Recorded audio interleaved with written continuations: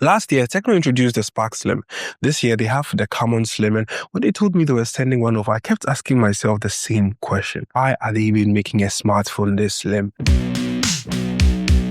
Over the past few years, smartphones have become bigger in almost every way. Bigger batteries, bigger camera modules, and bigger displays. And we've all just accepted it as normal. So when I picked up the new TECNO CAMON Slim for the first time, I was curious. I wanted to know whether this was simply a design choice or whether being this slim would actually make a difference in everyday use. After spending some time with it, I realized the answer isn't as obvious as I expected. Now, the first thing everyone talks about is how thin this device actually is. And honestly, they're right. Every person I handed this phone to reacted almost the same way. The design isn't just about making the phone look good or making the phone feel more different. For me, I have the blue barrier. So depending on how light it hits, the back comes alive with this really nice wave pattern.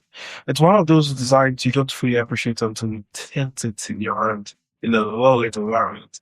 Then there's the moonlight. It's not just there to look cool. You can customize it with text, animations, and different lighting effects for calls, notifications, which gives the phone a bit more personality. Now, it pulls everything together with a curved display and the incredibly sleek body, and it ends up feeling like a phone that was designed to stand out without trying too hard. Over the next few days, I started paying attention to moments I normally wouldn't actually think about, like sliding it into my pockets felt easier, holding it while recording videos was more comfortable, and even using it with one hand felt really natural. There are small moments, but they are moments you experience every single day as a smartphone user. That's when I started understanding what TECNO was trying to achieve with the Camon Slim. Of course, making a phone this slim also made me wonder about a few things. Will the battery still last?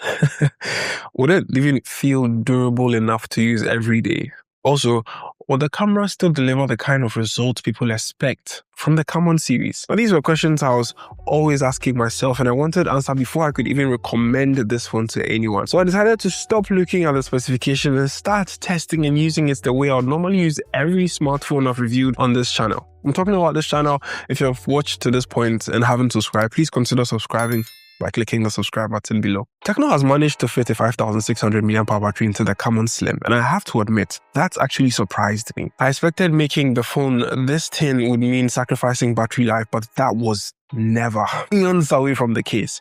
On the days I took it out with me, I wasn't constantly checking my battery percentage or looking for a charger halfway through the day. And when it eventually did need charging, the 60 watts fast charging made it easy to get back up and running without waiting for so many hours. That's one of those features you don't think about much until you're rushing out the door with a lower battery percentage. The next thing I wanted to know was whether a slim phone could still handle everyday life. We all know accidents happen. Phones fall.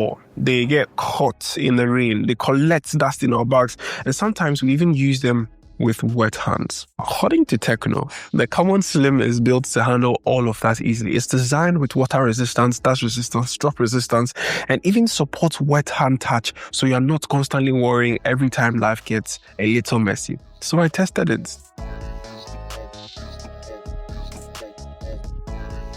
For a very slim phone with this form factor, I was really scared and panicky to just drop it, put it in water, or even sprinkle water and dust around it to do this test. But it survived for some reason. Impressive, TECNO. Now, it wouldn't be a common phone if we didn't talk about this beautiful design.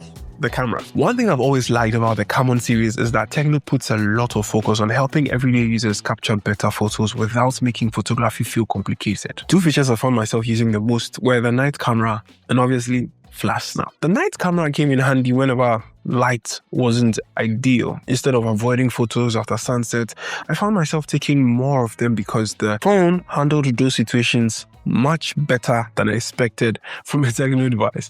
Flash snap was another interesting one. If you've ever tried taking a picture of someone who's moving or you've attempted to capture a fast moment, you'll know how easy it is to miss a shot. Flash snap is designed exactly for those situations, which helps you freeze those moments before they are actually gone. For me, that's what smartphone photography should be about, giving you the confidence to take the picture instead of worrying whether you miss it or not. AI has become one of those words that's everywhere. Every brand is talking about it, but I always ask the same question. Will I still use these features after the excitement wears off? The first one that stood out for me on the TECNO CAMON Slim is the AI image to video generator. It's a fun way to bring still photos to life, and it's one of those features you probably end up showing your friends the first time you use it. I also like the AI poster generation feature. If you're someone who creates content, promotes events, or even runs a small business, it's a quick way to create something that looks presentable without opening another app. The third AI feature I kept coming back to was AI noise cancellation. Obviously, when you're on a phone call or